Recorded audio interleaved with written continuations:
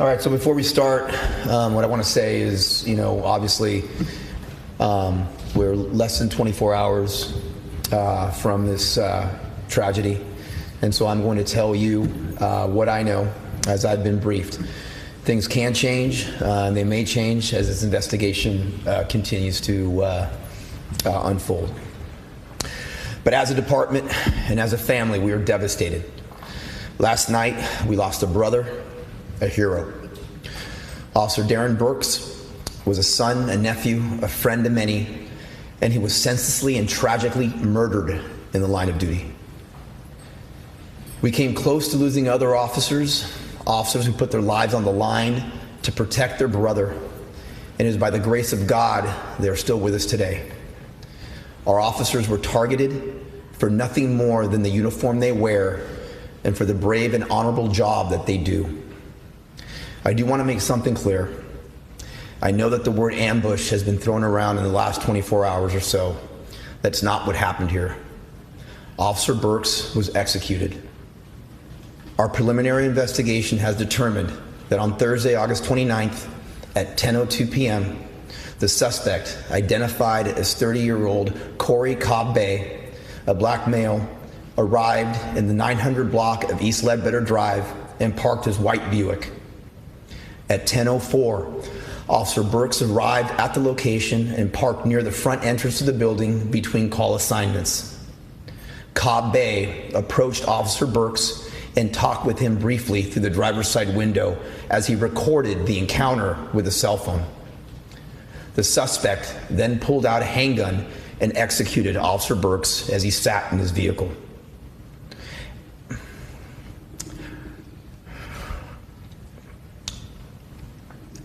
At this point, a police dispatcher noticed an unusual transmission from Officer Burks' radio. The dispatcher attempted to contact Officer Burks, who did not respond. The dispatcher located Officer Burks via his GPS location and sent officers to check on him. Meanwhile, the suspect went back to his vehicle and took out a shotgun, goes back to Officer Burks' squad car, placing the weapon on the roof. At 10:11 p.m., Senior Corporal Jamie Farmer responded, pulled into the parking lot, and the suspect immediately encountered and fired a handgun at Officer Farmer. Officer Farmer returned fire and ran across the parking lot. The suspect grabbed the shotgun from the top of the squad car and fired one time towards Officer Farmer, who continued running. Officer Farmer was hit once in the leg. At 10:12 p.m., Senior Corporal Carissa David arrived and positioned her squad car at the entrance of the parking lot. The suspect ran towards Officer David and shot at her multiple times as she exited her vehicle. Officer David returned fire, but it was shot in the face during the exchange. Officer Burks and Senior Corporal Farmer and David were taken to local hospital where Officer Burks died from his injuries. After Senior Corporal David was shot, a sergeant arrived on scene and saw the suspect standing near his vehicle. The officer directed the next arriving patrol element to follow the suspect, who fled westbound on East Ledbetter and then northbound onto I-35. Patrol pursued the suspect into Louisville, and Cobb Bay came to a stop on the expressway just north of Highway 121 and exited his vehicle with the shotgun in his left hand. The suspect approached the officers and pointed the shotgun at them. Officers Nathaniel Baker, David Lem, Corey Reed, Richard Pace, Vladimir Perez, and Joel Portillo all fired their department-issued firearms, striking the suspect multiple times. Cobb Bay died at the scene, and no officers were injured in this exchange of gunfire.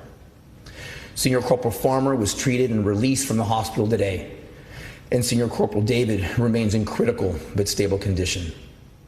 At the Louisville scene, 2 shotguns were recovered. At the Ledbetter scene, a .22 caliber handgun was recovered, along with the 9mm handgun used by the suspect.